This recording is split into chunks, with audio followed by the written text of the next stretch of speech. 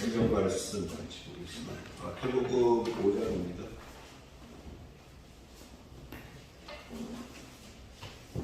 마태복음 5장에 1절로 10절까지만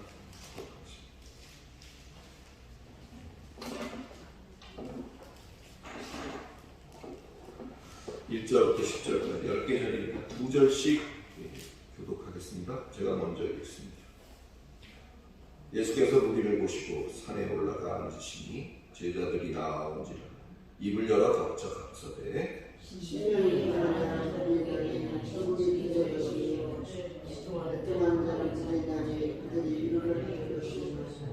온유한 자는 복이 있나니 저희가 땅을 기업으로 받을 것이니라. 그의 죽이고 목마른 자는 복이 있나니 저희가 배부를 것이며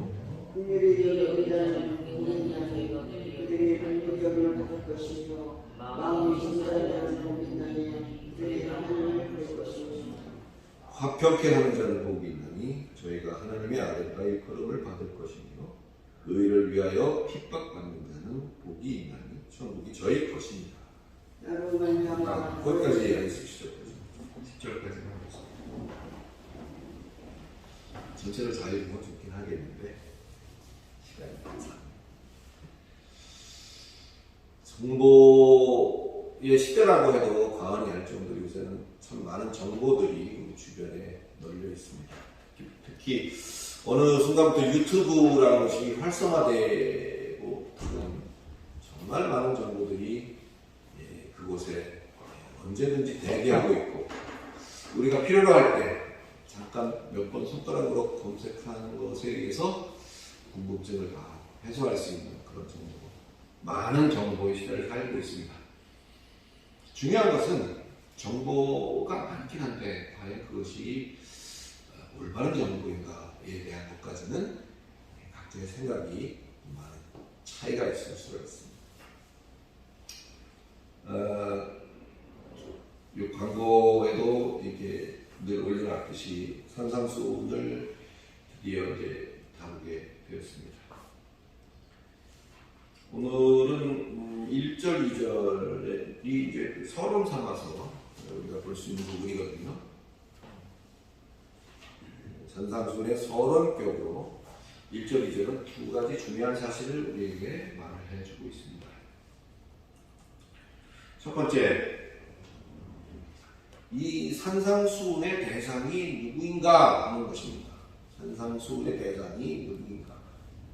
누구죠? 본문에 의하면 예수께서 무리를 보시고 산에 올라가 앉으시니 제자들이 나온지라 그랬습니다. 이 산상수훈의 대상은 제자들이다. 이렇게 일단 볼 수가 있습니다. 바로 예수가 산에 오를 때 함께 나온 자들이죠. 함께 온 자들이 지금 바로 대상이다. 무리를 보시고 그 자리에서 말씀하신 게 아니에요. 그죠? 무리를 보시고 산에 올라가는 길에 무리를 보시고 산으로 계속 올라가는 길에 제자들이 따라서 가는 거죠. 우리의 정체성은 뭘까요? 우리는 예수가 가는 곳마다 어디든 따라가는 것이 제자입니다. 좋은 데만 가는 거 아니고요. 생생나는 데만 가는 것도 아니고요. 가서 이렇게 좀 어깨가 펴지고 그런 좀 인정받는 데만 가는 것도 아니고 신바람 나는 데만 가는 것도 아닌 게 제자라고 할 수가 있겠습니다. 욕먹고 비난받고 고통당하는 곳일지라도 그와 함께 가는 것이 바로 제자다. 그 말입니다. 저를 포함한 우리들은 어떤가? 이 대목에서 우리 한번 좀 생각을 해볼 필요는 있습니다. 우리가 그렇지 않고 있다면 오늘의 이 가르침은 남의 얘기가 될 수도 있다. 사실을 간과해서는 안 될 것입니다. 둘째로 산상수훈의 첫머리에서 서론 삼아서 우리가 주목해야 될 것은 2절입니다. 2절을 한번 같이 읽어봐 주시기 바랍니다. 시작. 네. 2절은 되게 중요한 건데, 입을 열어 가르쳐 가르사대. 중요한 건데 짧습니다.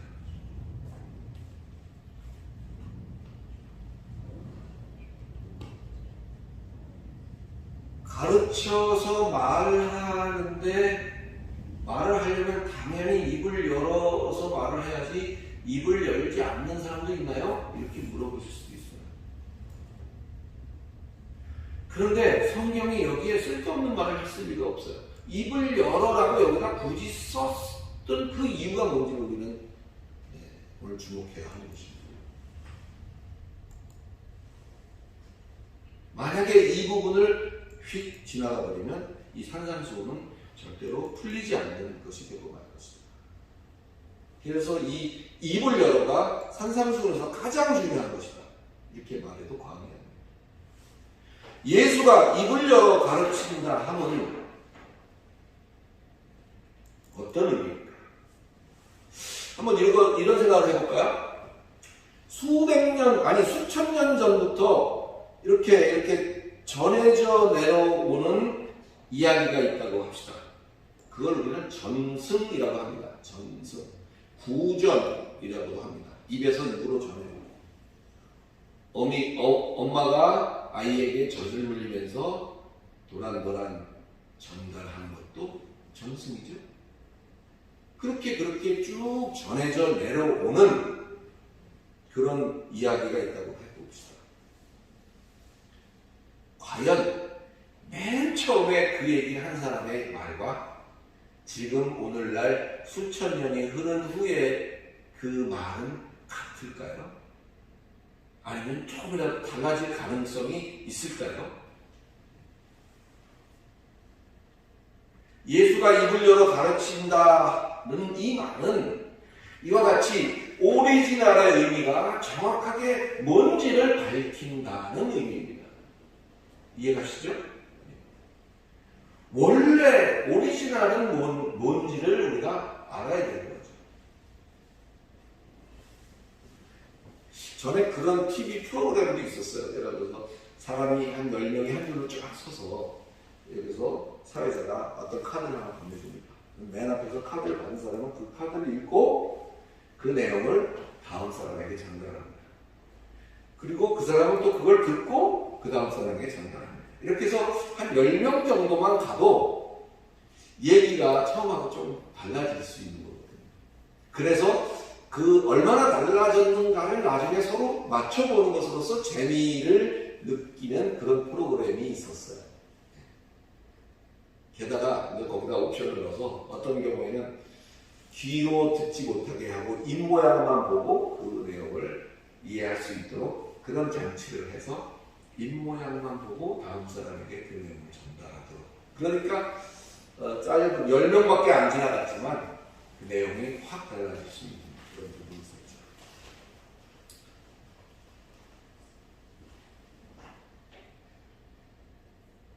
우리가 오리지널의 의미가 뭔지를 정확하게 밝힌다는 것은 산상수훈이 지금까지 참 많은 그 복음 중에 복음이요, 또 기독교 윤리의 아주 핵심이다, 뭐 이렇게 말을 하는 정도로 굉장히 중요한 것이긴 합니다만, 지금까지 알아왔던 것들을 이번 기회를 통해서 이제 과감히 내려놓고 이제 그 실체를 분명히 한번 알아보는 긴 여정을 같이 할까 합니다. 아울러서 우리는 이 앞에서 말했던 그 무리라는 것은 군중을 말하죠.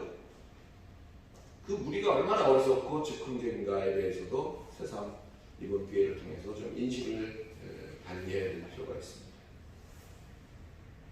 사건의 진실보다는 분위기와 감정이 우선이 되고 사태를 바르고 냉정하게 보는 사람이 그렇지 못하는 사람들보다 좀 낮게 평가되어지는, 소위 다수가 선이고 소수가 악으로 전락하는 그런 세상을 우리가 살고 있다는 것 또한 우리가 염두에 두고 비록 손가락질 당하는 소수가 될 망정 그 소신을 굽히지 않는 하나님을 향한 충정으로 가득한 한결같은 저와 여러분이 되시기를 바랍니다.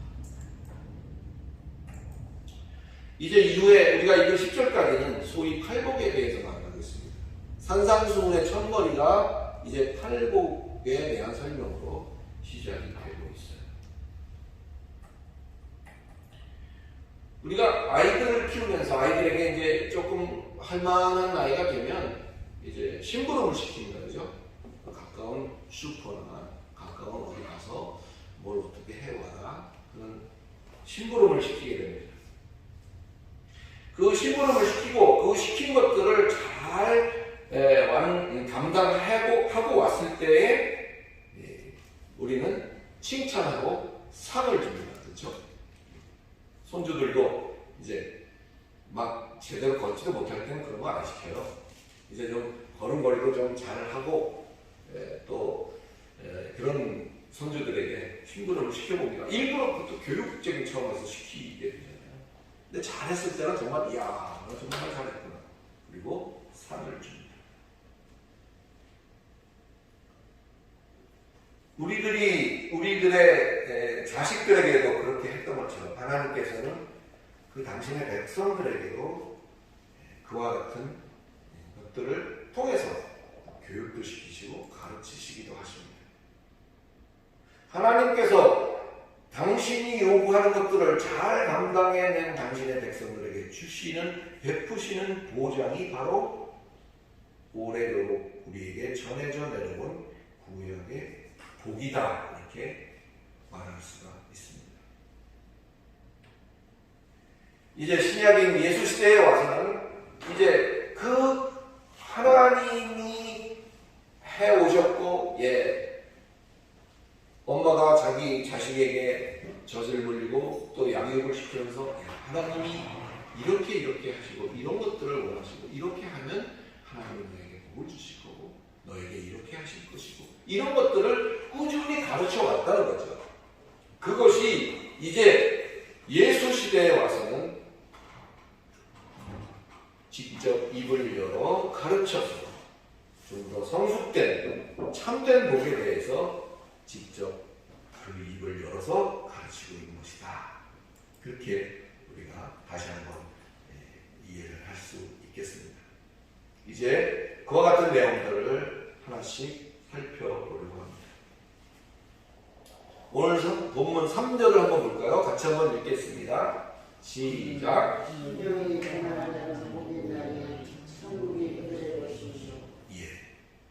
팔복 중에 제일 먼저 언급을 한 것이 심령이 가난한 자에 대한 언급입니다. 심령이 가난하다. 이 말이 단순히 욕심 없는 마음을 가져야 된다라는 말일 것입니다. 그죠? 심령이 가난하다. 심령, 영이라는 것은 육신의 반대적인 개념입니다. 그렇죠? 육신의 반대적인 개념.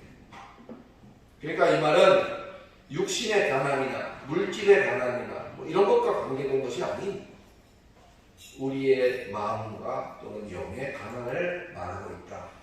우선 이렇게 우리가 문치를 챌 수가 있죠. 그렇다면 영의 가난이라는 건 뭘까요? 영의 가난이라는 뭘까? 웅크리고 절제되고 낮춰진 행태, 그것이 가난이다 라고 헬라어의 푸토코이라는 말은 그 의미를 담고 있습니다. 그 의미를 헬라어의 푸토코이라고 하는데 이 우리말로 번역한 것은 가난이죠. 근데 헬라어는 푸토코이.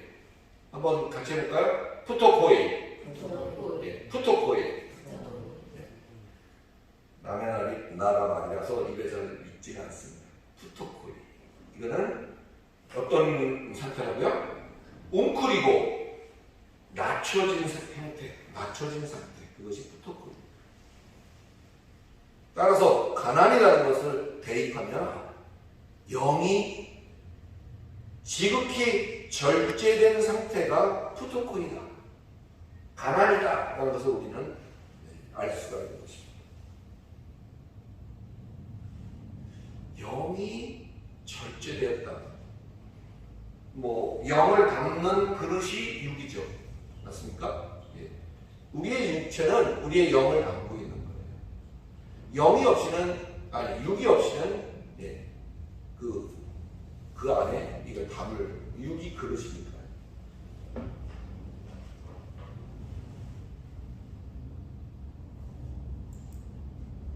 주어진 상황이 어떻든 간에 그렇게 할 줄 모르거나 할 수 없어서, 그럴 능력이 없어서가 아니라 충분히 할 수 있음에도 불구하고 그렇게 하지 않는 그것이 푸토코예요.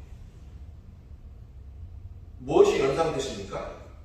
이 할 수 있음에도 불구하고 안 하는 것도 실력입니다. 할 수 있는 것을 하는 것도 실력입니다. 그러나 할 수 있는 것도 하지 않는 것도 실력이다. 이렇게 말할 수 있습니다. 마치 예수께서 얼마든지 벗어날 수 있는 상황이었으나 어떻게 하셨죠? 자기를 비어 종의 형태를 갖추고 낮추어 죽기까지 복종하셨던 것은 그가 그만한 능력이 없었을까요?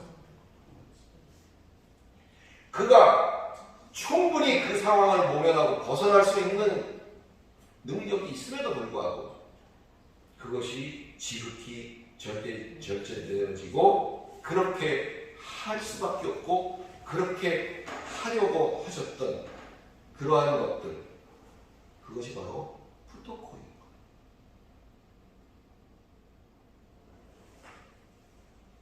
경제적인 원리만 여기에다가 대입하지 마시기 바랍니다. 물론 경제적으로 넉넉하지 못함이 가난한 거죠. 그러나 그 경제적으로 넉넉하지 못하는 것 때문에 우리가 할 수 있는 것도 있고 할 수 없는 것도 생기긴 하죠. 그러나 그런 것들을 전부 망라해서 어떤 푸토코이, 가난이라는 것들을 우리는 좀 바라볼 수 있었으면 좋겠습니다. 3절 하반부는 뭐라고 말하고 있습니까? 심령이 가난한 자는 복이 있나니 천국이 저희 것이며 이렇게 말하고 있습니다. 심령이 가난한 보상으로서의 천국인 것으로 오해할 수 있는 부분도 이 안에 있습니다. 그러나 이 말을 직역해 보면요, 이렇습니다. 영이 가난한 자들은 복이 있나니, 왜냐하면 그들의 것이 바로 천국이기 때문이다. 할렐루야. 그 말이 똑같은 말 아닌가요? 좀 다르죠, 뉘앙스가.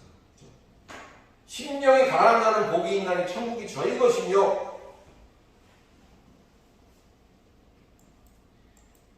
다시 말하면 얼마나 심령이 가난한가의 경쟁이 아니라는 거예요. 누가 가난한가 그 내기가 아니라는 거예요.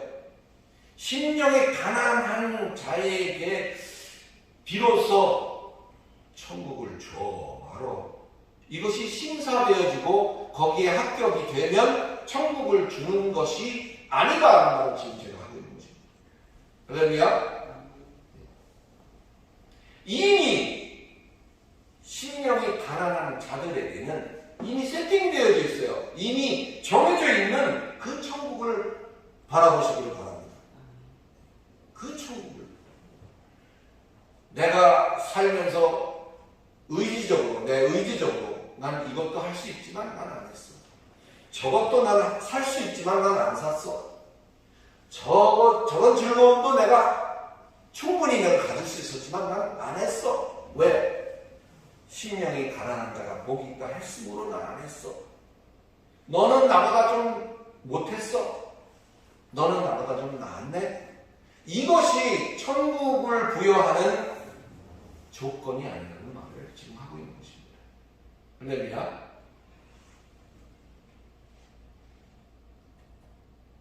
말씀을 정리해서 마치려고 합니다. 갈라디아 5장 24절에는 육체와 함께 정과 욕심을 십자가에 못 박았다. 그런 말을 하고 있습니다. 이처럼 육의 소욕을 떠나 예수 그리스도의 마음을 가짐이 가난이 그런 자들에게 하나님의 나라와 아버지 나라가 이미 약속되어져 있는 것이라는 사실을 우리가 잘 깨달았습니다.